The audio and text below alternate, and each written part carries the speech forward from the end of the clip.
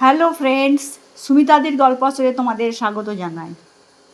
আজ তোমাদের কবি মদনমোহন তর্কালঙ্কারের পাখি সব করে রব রাত্রি পোহাইল এই কবিতাটি পাঠ করে শোনাবো।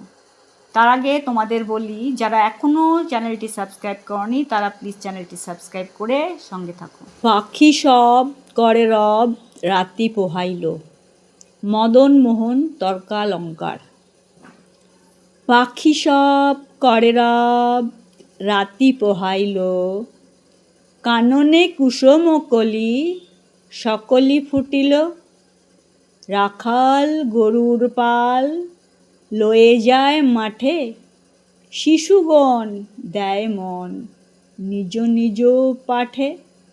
ফুটিল মালতী ফুল সৌরভ ছুটিল, পরিমল লোভে অলি আসিয়া জুটিল।